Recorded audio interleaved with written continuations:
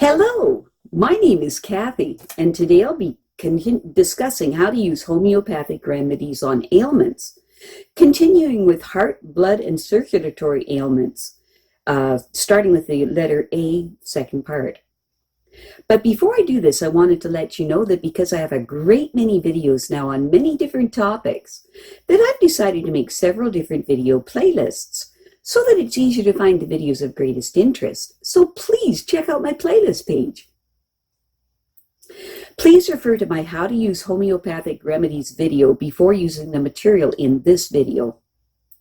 I'll be discussing how to use homeopathic remedies on specific ailments, but I've broken these ailments into categories for easier reference. I'll begin with ailments of the mind and emotions, then I'll move on to ailments of the brain and nervous system. Then I'll address issues with your skin, nails, hair, eyes, ears, nose, teeth, gums, lungs, respiration, heart, blood, circulation, muscles, bones, joints, esophagus, stomach, duodenum, small, large intestines, liver, gallbladder, pancreas, kidney, bladder, then ailments specific to women and then specific to men. Then issues of the hormones and the metabolism, and after that I'll address the issues of homeopathic remedies on infections, infestations in the immune system. Then issues surrounding fertility, pregnancy, and surrounding childbirth and postnatal problems. Then homeopathic remedies that address special problems in infants, ailments and diseases in childhood, and special issues of adolescence, and finally, special issues of the elderly. Constitutional treatment involves treating the totality of the individual person. Everyone is a unique individual with a unique physiology that responds to substances differently. In homeopathy, it is recognized that people will react strongly to certain remedies, and as a result of this, they can be loosely placed into different categories called constitutional types. Homeopaths talk of, for example, phosphoric types. Those are people who react strongly to phosphorus, or arsenicum album types. Those who react strongly to arsenicum album. The belief is that people of one type share similarities in terms of body shape, character, and personality, and the sorts of diseases from which they suffer. As an example, nature-mirror people tend to be pear-shaped, have a dark complexion, be fastidious and rigid in personality, and keep themselves to themselves. They also crave salt and suffer from constipation. As another example, Lycopodium types tend to be tall, gangly, and of stooped appearance, with an anxious expression and a craving for sweets and a propensity to produce intestinal gas. Now, of course, constitutional types have their limitations. In reality, each person is an individual, and so there are as many constitutional types as there are human beings. And an account must be taken of the sum total of the person's inherent predispositions, past illnesses, diet, general reactions to the environment, intellectual and emotional features, and general attitudes towards life. This is what is meant by constitutional treatment. I'll be making detailed videos of the various constitutional types after I've completed the use of homeopathic remedies on ailments. The ideas, procedures, and suggestions in this video and all my homeopathic videos are not intended as a substitute for the medical advice of a trained health professional. Consult your physician before adopting the suggestions in this video. If you're pregnant, do not attempt these techniques without the approval of your physician. So let us continue with learning how homeopathic treatments can help with heart, blood, and circulatory ailments. Today, we will continue with the ailments that begin with A, second part.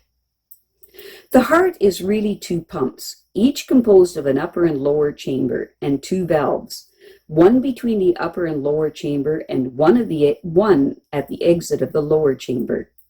The right side of the heart is the less muscular of the two pumps. It receives oxygen-depleted blood from the venous system and sends it to the lungs for oxygenation. The other half, the left side, receives oxygen-rich blood from the lungs and sends it shooting up through the aorta and around the whole body. Branching off the aorta are arteries and arterioles. Their walls are muscular and elastic and are designed to transmit the pumping force of the heart to the farthest reaches of the body. Blood is collected from every part of the body by venules and veins, which are thin-walled and have valves in them so that the blood can flow one way only, back to the heart. The pumping action of muscles helps to push blood through them. Connecting the smallest tributaries of the arteries and venous system are the capillaries. These are blood vessels so small that in major organs and muscles there are thousands of them per square inch. Oxygen-carrying red blood cells are pushed through them by the pulsing pressure of the heart. Blood pressure depends on three things: the tone of the artery walls, the pumping force of the heart, and the volume of blood in circulation. Generally speaking, blood pressure creeps up with age. This is because the kidneys become slightly less efficient at regulating the water content of the blood, and because arteries tend to become less elastic, thus forcing the heart to work harder. Blood is the body's universal transport system.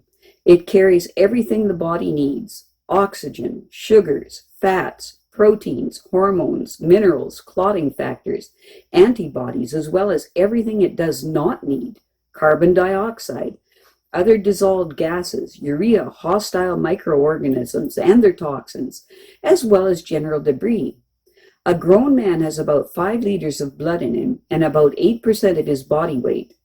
Plasma, a straw-colored fluid that is mostly water, accounts for 55% of blood volume. Red and white blood cells and platelets make up the rest. Red cells carry oxygen bound to an iron containing a pigment called hemoglobin, and the platelets prevent blood loss by initiating the clotting process. Far outnumber white blood cells, though during infections the latter multiply enormously. White blood cells are part of the immune system, protecting the body against disease organisms. At the end of their useful life, which is seldom longer than 3 months, even in the healthiest, red and white blood cells are destroyed and recycled by the liver and spleen. Destruction must, of course, keep pace with creation. In a healthy individual, the bone marrow produces as many red blood cells as the spleen and liver destroy. The lymph glands, the glands that swell up during infection because they are busy producing a variety of white blood cells, are part of a secondary transport network, the lymphatic system. The spleen, tonsils, bone marrow, and thymus are also part of the lymphatic system, whose vessels run to every part of the body. Lymph vessels have much thinner walls than veins, but like veins, they have one-way valves in them and depend on the pumping action of muscles for their circulation. They transport lymphocytes to sites of injury and infection, collect emulsified fats from small intestines, and drain fluid from the spaces between cells. This fluid contains proteins and other valuable substances that cannot be actively absorbed by the blood vessels. The contents of the lymphatic network eventually empty into the bloodstream through 2 ducts, one on either side of the neck at the junction of the subclavian and internal jugular veins. Aneurysm. An aneurysm is a sac-like or cigar-shaped swelling in an artery wall due to congenital weakness of the middle muscle layer, inflammation, or from a buildup of fatty plaque inside the artery. Any of these conditions can cause an artery to burst, resulting in loss of blood pressure and loss of blood supply to certain tissues. A burst aneurysm is potentially lethal if it happens in the aorta, carrying oxygenated blood from the heart, or in arteries at the base of the brain. Aneurysms here are usually congenital. Alternative swelling may press on the surrounding organs, nerves, or other blood vessels. If this occurs in the upper part of the aorta, there may be chest pain, a persistent cough, and difficulty swallowing. An aortic aneurysm can also stretch and damage the aortic valve in the heart. Another risk is that a blood clot may form in the aneurysm. If part of it breaks away, smaller arteries may get blocked. Sometimes blood forces its way between layers of the artery wall, causing pain. Aneurysms mainly occur in the aorta close to the heart, in the abdominal portion of the aorta, where they are present as throbbing lumps, or in the arteries at the base of the brain. Elsewhere, they are rare and may be symptomless unless they press on neighboring nerves. A burst aneurysm should be suspected if there is sudden, severe headache at the back of the head or a sudden, severe chest pain and collapse. The appropriate action is 911 and Aconite 30C every 5 minutes until help arrives. If any other symptoms are present, such as throbbing lumps in the abdomen, for example, see a doctor within 48 hours. Orthodox treatment is surgery, but this is not always feasible. If your doctor diagnoses a developing aneurysm, or if you are awaiting surgery, constitutional homeopathic treatment should be sought. In the meantime, the remedies that follow may help. If symptoms worsen, see your doctor. Specific remedies to be taken every 4 hours for up to 14 days. If the person has raised blood pressure and palpitations made worse by lying on the left side, and the person is elderly and suffering from atherosclerosis with pallor due to constriction of small arteries, use Baryta Crb 6C. For an aneurysm of the aorta and the person is unable to lie on the left side with symptoms worse before 4 and 8 p.m., use Lycopodium 6C. For bone pain that is worse at night and in warm rooms and better in the open air, use Kali iod 6C. Angina. Angina is a dull constricting pain that is felt in the center of the chest and radiating up into the neck and jaw and usually down the left arm. Repeated attacks can precede a full-blown heart attack. They typically occur when extra demands are made on the heart, already damaged by coronary artery disease, high blood pressure, anemia, and things of this nature. Other symptoms may be dizziness, nausea, sweating, and difficulty breathing. Unlike the pain of a heart attack, angina pain wears off once exercise or excitement ceases.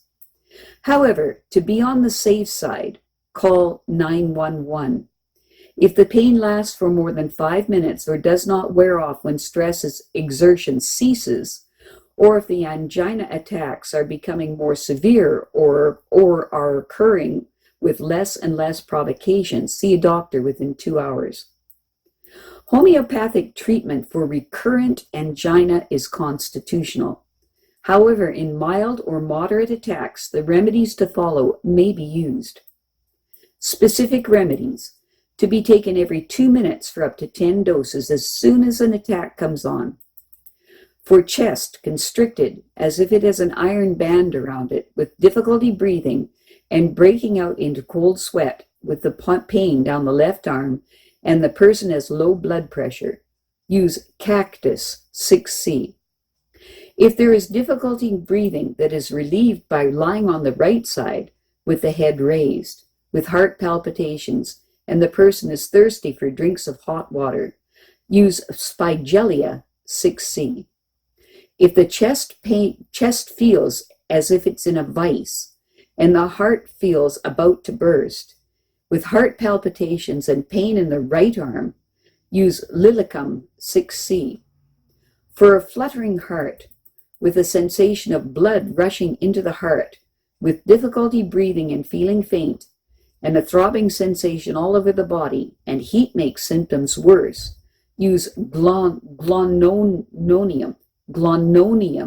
6C.